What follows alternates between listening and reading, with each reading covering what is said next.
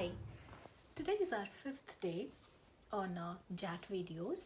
We are going to open a new chapter on leadership, and the topic for today's talk is power. So, the book says that power is the supremacy over competitors and other players in the industry.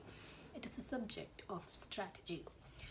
But if you ask me, in my opinion, power is something that is available to anyone, like right from CEO has his own powers, a manager has his powers, even employees have powers. If you see the family side, a father has a power, a husband has a power, a mother has a power, and in family background the most powerful person is the baby. They can drive us to do anything they want. It's like the parents, they can change the schedule as per the baby's needs, and they can also drive us crazy. So the most powerful person, in my point of view, are the babies. So coming to power of leaders, Kautilya, he outlines four factors that leads to true power in leaders. One is intellectual power, the other is manpower, the third is financial power, and the fourth is the most important power, the one power that can rule them all. It's like in Lord of the Ring we say, the one ring to rule them all, something like that.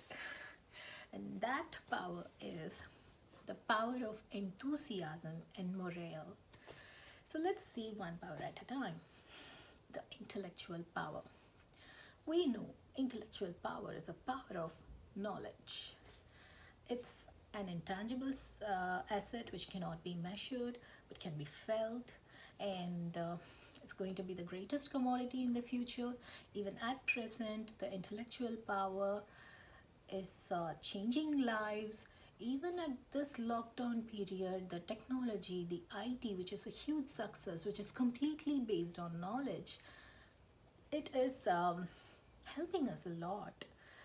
It's like we are not cut out from our friends and relatives, you're not cut out from supplies, you're not cut out, we can still work from home.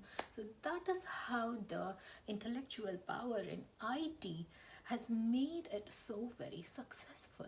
The IT industry is such a big success because it's able to have the power of knowledge.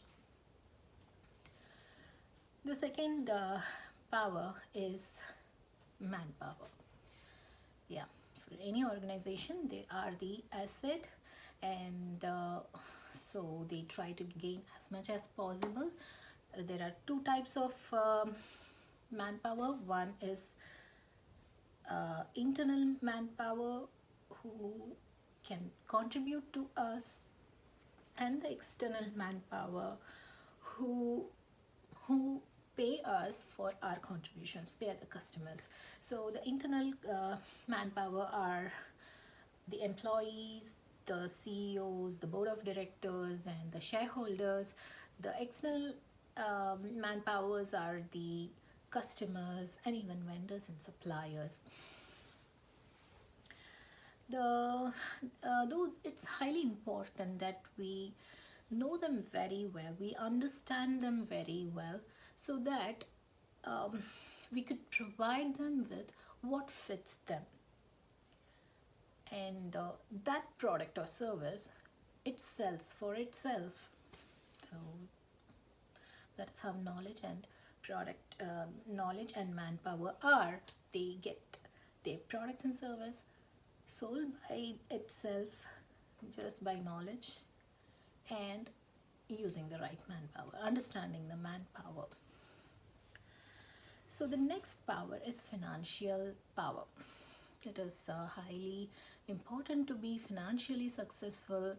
That is because only a strong balance sheet or a sound balance sheet means we get employees, we get shareholders and stakeholders support to the organization.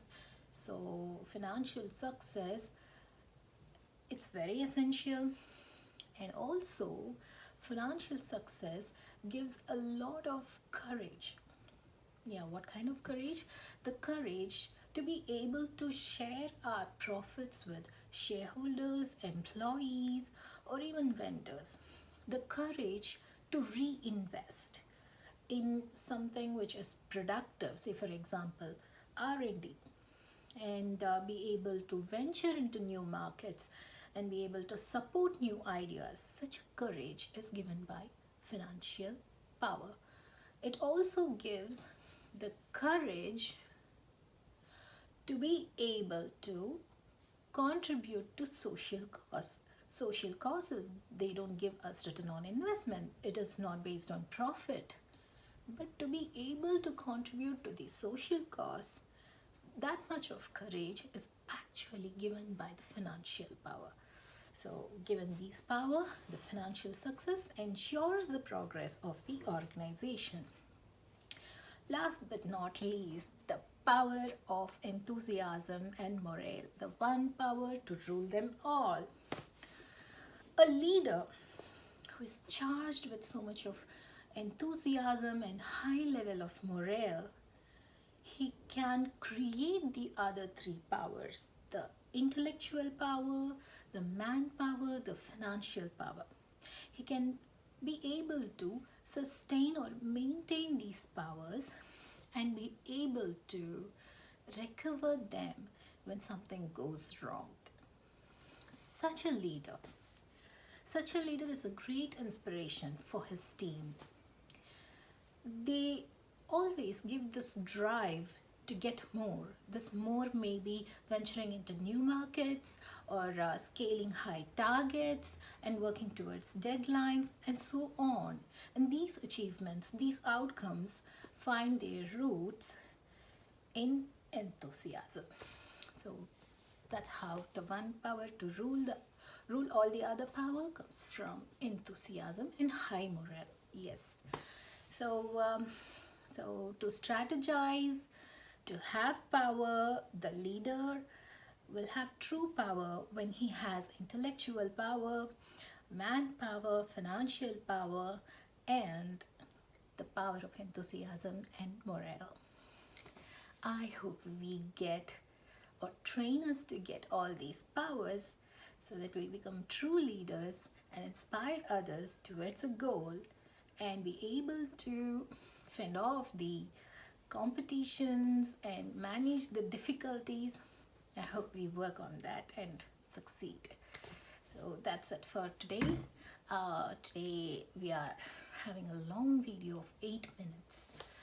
Okay, that's great. I did something for 8 minutes. And I'm also appreciating you that you listened for 8 minutes. Let's get successful becoming true leaders. Bye.